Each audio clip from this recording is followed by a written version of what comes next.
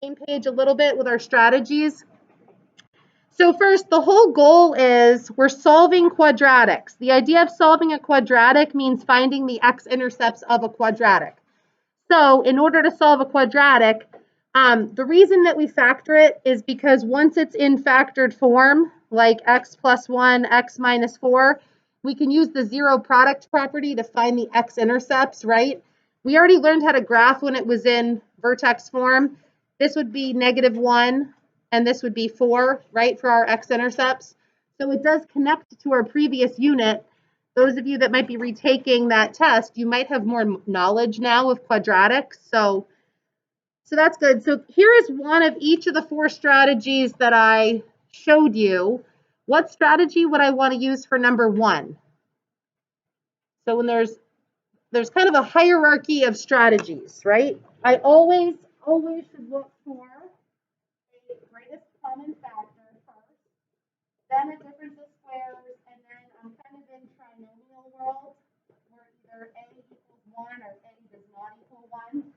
And that's all that I'm going to show you for now. There's a lot of other factoring strategies that we might get into if we get to polynomials this year. If not, you'll see them in pre-calculus. But what strategy for number 1? I hope you know. I know, we got to review factoring. Greatest common factor. So what is my greatest common factor for number 1? This is page 309. I just wanted to get us back on the same page. X, right? Tomorrow, what I'll do is I'll put some problems on the board similar to these objectives, and we'll see if you can do them on your own tomorrow as a warm-up. But just getting us all back on the same page. All right, so now x times what? If I divide each term by x, what do I have left? X plus 28 goes in the parentheses. Does that look familiar? It didn't ask me to go any further than that, but if it did, if it said equals 0, 0 and -28 would be my x-intercepts. All right, what strategy for number 2? Is there a greatest common factor? No, so I go to step 2. Are these both perfect squares with a subtraction sign? Difference of squares? Yes. So there's a formula for difference of squares. It's 2 binomials. You take the square root of each term, right? So it would be what? What are my 2 binomials going to be? Yep, 2x plus 5 and 2x minus 5. And when we were together, we learned about how to multiply binomials using FOIL. So we should be able to distribute this back out and get what we started with. See how 2x times 2x is 4x. Your outer is -10x and your inner is positive 10x. So there's 0x up here. And then 5 times -5 is -25. It should work. You know, you could check your answer. So this is a greatest common factor, difference of squares. Now I've got 2 different trinomials. Did you guys do the diamond method in trig, or did you just do it in your head? Yeah, you're finding the factors of 30 that add up to 13. Do you just do them in your head, or do you actually write out the diamond? Put in your head, right? Right, because you know it's x times x to get x squared. So what are the factors of 30 that will add up to 13? What is it? 5 and 6 are factors of 30, so that's a good one to start with. 10 and 3, right? Yeah, 15 and 2 is another set of factors, but you need to add up, right? Add to 13 and multiply to 30, right? So x plus 10, x plus 3 are your factors. If you distribute it out with FOIL, you should get back what you started with. So number 4 is again a trinomial, but your a value is no longer 1x squared, now it's 2x squared. So some people, if you like the box method, if you like grouping, kind of your first step for the box method or the grouping method is to find your 2 middle terms. 2x squared is your first term, -8 is your last term. You need to strategically split up this -15x to the other 2 spots, either for grouping or the box method. So you're multiplying the a value times the c value this time. A times c is -16. So See how over here we just stole this 30? This was really 30 times 1. I just kind of skipped that step because it was 1. And I still take this 13 and put it on the bottom of the diamond. So I take this negative 15 and I put it at the bottom of my diamond. Looking for the factors of negative 16. Yeah, so it's going to be negative 16 times positive 1 has a product of negative 16, but a sum of negative 15. So these are the two pieces, negative 16x and positive 1x, that I put in my box. But if some of you did trig and you focused on the grouping strategy, you would write 2x squared minus 16x plus 1x minus 8, and then you know how to factor this by grouping, right? How many of you are on the grouping side? That's fine. You remember how to do it? Yeah. Are 16 and 1 interchangeable on which side? Yes, they are interchangeable. Yeah, I would probably do it with 16 and 8. I don't know. I mean, it doesn't matter to me. I mean, you pull out from this a 2x, and then you have x minus 8. You pull out a 1, and you'd have x minus 8. So those of you that learned grouping, I wasn't going to really re-show grouping because the box method does the same thing as grouping. Basically, you're pulling out your greatest common factor here, and it's going to be 2x. 2x times x gives you 2x squared, right? So now x times 1 is 1x, 2x times negative 8 is negative 16x, and voila. See how you end up with the same factors that I got over there, 2x plus 1, x minus 8. So there's actually a couple other strategies. One's called slide and divide. One is kind of guess and check in your head. You only need one method as your fail-safe, you know? So pick one method that you can do well. All right, so I'd like you to try 5, 6, 7, and 8, because each of those is one of the strategies we just did, and see if you can come up with those answers before we move on to the back page. At least you'll know what you're struggling with. Factoring may be good or bad, and then the back page may be good or bad. So I'm going to pause it for a minute while you try 5 through 8. So I think I can fit it all on there. So here you have to get, both of it right, on a quiz to get full credit. Show the factors and show the solutions because it says equal to 0. So here are my factors. Greatest common factor was x. My two solutions are either 0 or negative 7.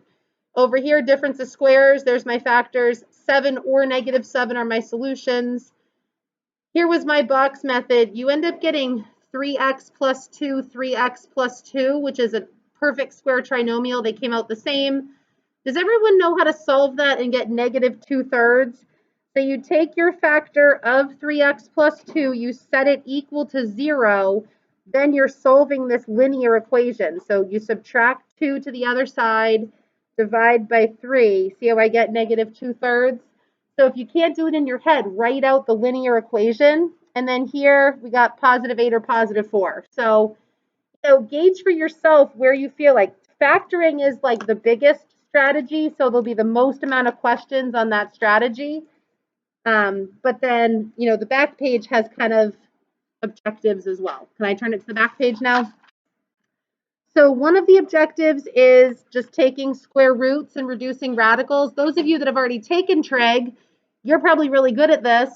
Those of you that haven't taken trig and you're going to take it next year, this is helping you get ready to reduce radicals in trig, kind of interchangeably. Completing the square. I need to put I'm going to add question 16, a quadratic formula at the end.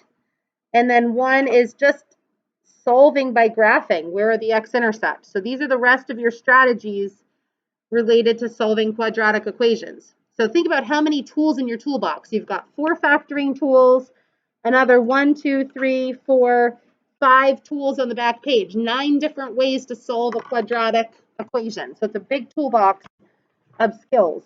All right, so find the exact solution by taking square roots. If you notice in 9, 10, and 11, each of the x squareds can be isolated by itself.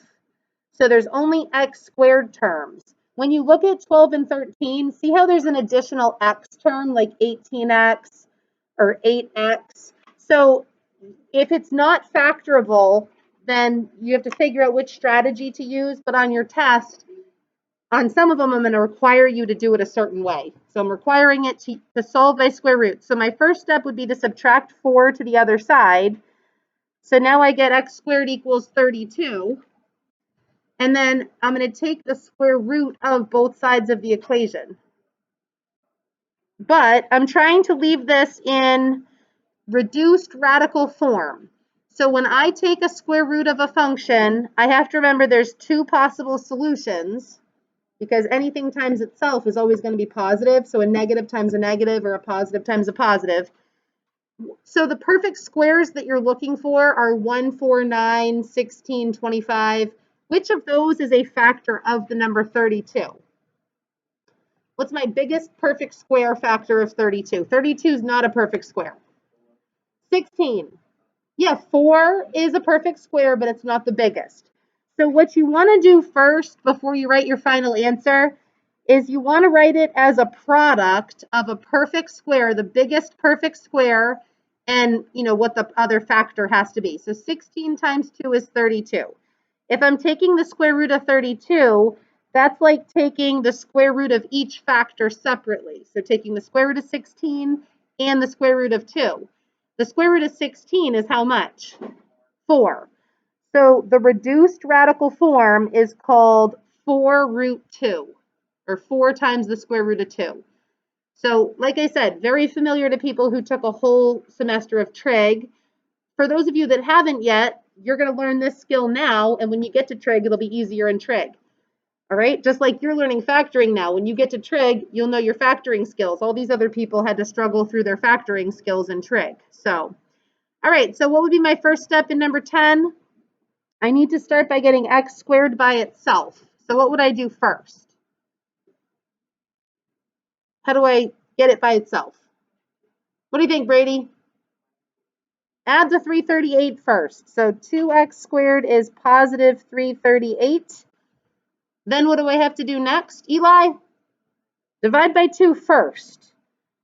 So I have to divide by 2 to get x squared completely by itself. 338 divided by 2 is 169. That is actually a perfect square. And I've got a chart up there. It might be hard for you to see. I probably wouldn't ask you what 169, that's kind of a harder one, but it's 13 squared.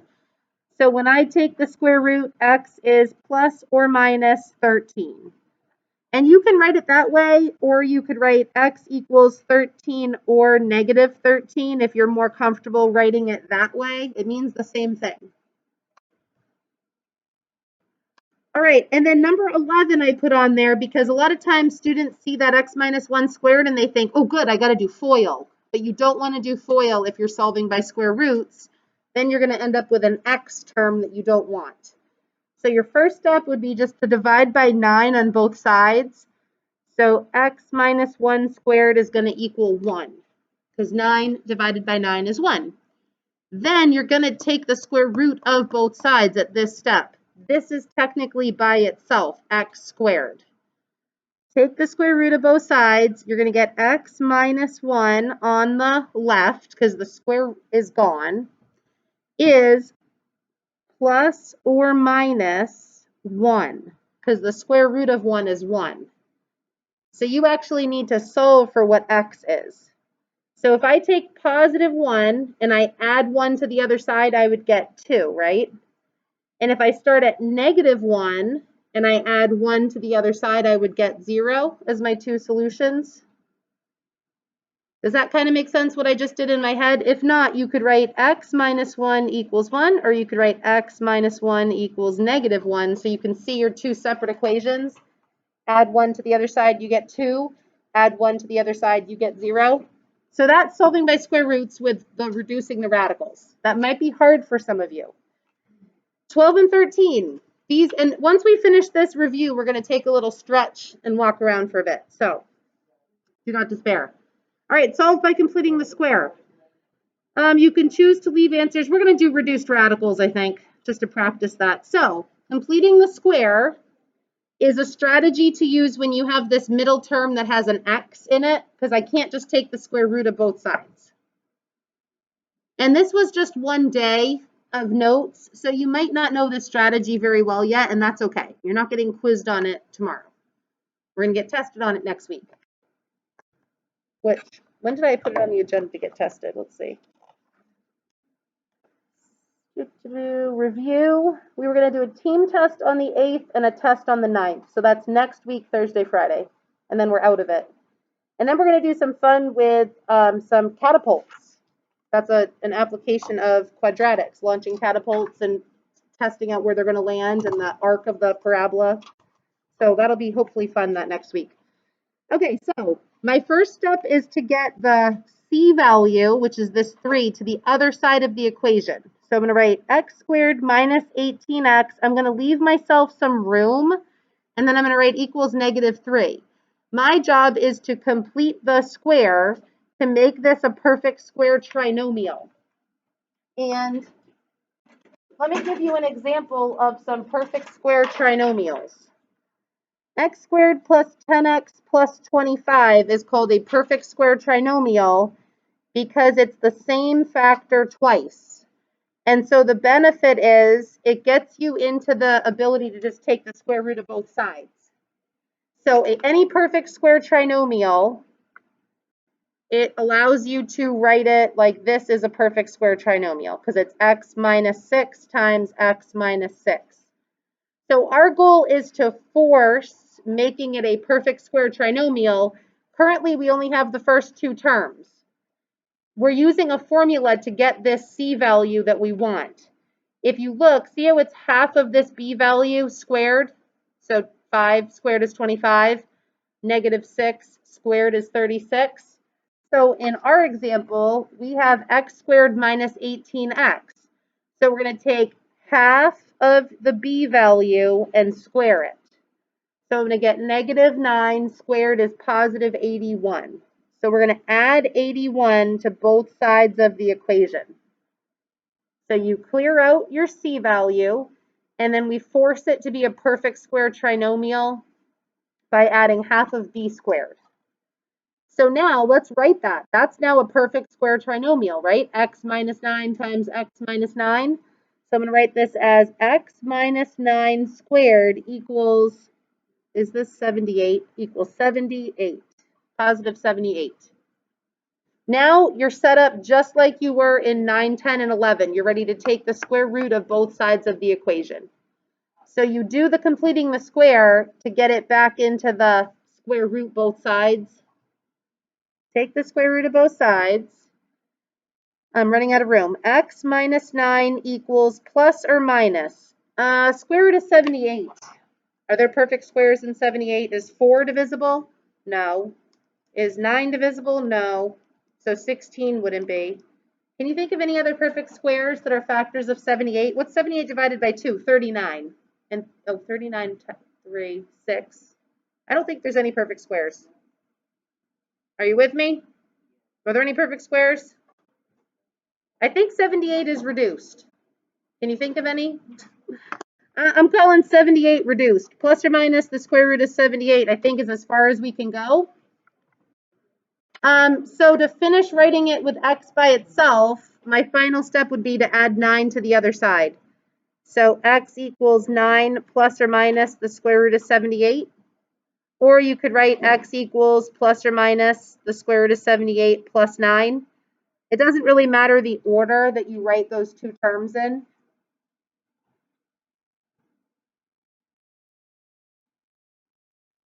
What do I have to do on 13 as my first step? Before I can go any further, what should I do?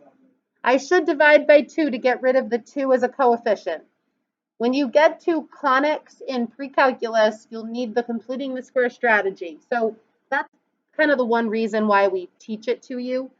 You really do have enough strategies without it, but in pre-calculus, you need it to find the equation of circles and ellipses. So I'm going to divide by 2 to start. So I have x squared plus 4x minus 9 equals 0 as my equation that I'm starting with. I'm just going to get rid of this stuff up here. All right, so what's my first step? Someone talk me through. Add 9 to the other side. So now I have x squared plus 4x, leave some space, equals positive 9. All right, what's my next step? Which is how much? How much should I add to both sides? So I'm going to add 4 on both sides of the equation. Now I'm going to write this perfect square trinomial as a perfect square. It would be x plus 2 times x plus 2. So I can write it as x plus 2 squared equals 13. 13 is an easy one. I know that's going to be reduced. So take the square root of both sides. X plus 2 is plus or minus the square root of 13. So my last step is to subtract the 2. Plus or minus the square root of 13 minus 2. Yeah? That's not a very nice number. If I wanted to plot that on the x-axis, I would have absolutely no idea where that is. That's the benefit of maybe writing your answer as a decimal to be able to say how much it is. So if I wrote it as a decimal, I'm at 1.6 and 5.6. At least I would know about where to graph it. But if you're going to the moon or you're going to Mars and you're estimating, you're going to be off by a whole lot. So when you take estimations, you know, if it's just milligrams of medication that you're giving to someone, 1.6 is probably close enough. But if you're going to the moon and it's however many thousands or millions of miles away, you could be off in your trajectory. Like if that's your angle and you're rounding your angle to 1.6, and then you go out a million miles or hundreds of thousands of miles, you're going to like miss the planet completely. So you might want to round to like every decimal place for bigger calculations like that. Or if you're trying to do radiation on the cell of someone, you know, like the cancer cells, you want to be pretty precise on where that laser is going because you might be after like 1 or 2 cells. And if you miss by a little bit, you know, you could be killing the good cells. So calculations are really important and your accuracy is really important. Okay, so let's see. I just had a couple more questions and then we can take a break here. So can someone give, this should say give, an example of a quadratic which would have no x-intercepts from your transformation rule days? Y equals? Yeah, that's true. So give me an example of an equation. Maybe think of a transformation lifting it up above the x-axis, right? Concave up above the x-axis. How do I move x squared up? Yeah, add 4. If I added 4, Aiden, what you were saying, wouldn't my first step be to subtract 4 to the other side and then take the square root of both sides? So you get the square root of -4. So something like that. All right, number 15 says solve by graphing. Graph the vertex and 2 additional points. You guys haven't graphed in ages. What are these 2 transformation rules in vertex form? This says right or left, 2 to the right, and down 4. And this is the parent function quadratic, right? Because my a value out here is +1. So this is a good review, those of you that might retake that quadratics graphing test. I'm going to go right 2, down 4, put my vertex. What's the pattern to graph a parabola? I go over 1 and up 1. And then I go over 2 from the vertex and up 4, because 2 squared is 4. That hits my x-intercepts perfectly, right? I planned that out because I didn't want them to be decimals, or else you couldn't solve it by graphing. All right, so those are my 2 solutions. X equals 0 or 4 if I was solving it by graphing. All right, and then the last one, I wanted to just refresh your memory of the quadratic formula. So I'm going to pick one. I don't know the answer to this. It might have no solution. So let's just say, oh, actually, let's do one that's not going to be factorable. I think this will not be factorable. Right? There's no factors of -9 that would add to -6 because I can't do -3 and -3. Let's solve this by the quadratic formula. And I'm not expecting that you have the quadratic formula memorized. It'd be a nice one to know as a mathematician, but I'll write it down up here. Opposite of b plus or minus the square root of b squared minus 4ac all over 2a. The reason I say it's nice to know this formula, if you get stuck on any factoring problem, you can still find the x-intercepts using this formula. And then the a, the b, and the c right? You're pulling from the equation. So opposite of b, if this is currently negative 6, in the formula, you're going to make it positive 6 plus or minus the square root. What would be b squared for this? Positive 36, right? Oops. So positive 36 minus 4. Let's see. A is 1. A times c. C is negative 9 all over. Let's see. 2 times a. So 2 times 1 is just 2. So let's see. Can I do this problem any further? What do I get under the radical? This is called the discriminant. 36 minus 4 times 1 times negative 9 is called the discriminant. If it's negative, there's no solution. If it's 0, there's one solution. If it's positive, there's two solutions. Isn't this going to be positive 72? 36 plus 36. 6 plus or minus the square root of 72 over 2. That reduces. 72 is how much? 36 times 2. I'm kind of running out of room. 36 times 2, so 6 root 2, right? So I get 6 plus or minus 6 root 2 over 2. So I could go one last step in reducing this fraction, dividing by 2. Divide by 2, I'd get 3, and divide by 2, I would get 3. So my final answer would be 3 plus or minus 3 root 2, if I really wanted to go all out. So, sorry, ran out of room. Can you see all that? And quadratic formula, I'll let you find the decimal answer too. So if you wanted to find the decimal answer instead of reduced radical answer for that, that would be acceptable as well. All right, so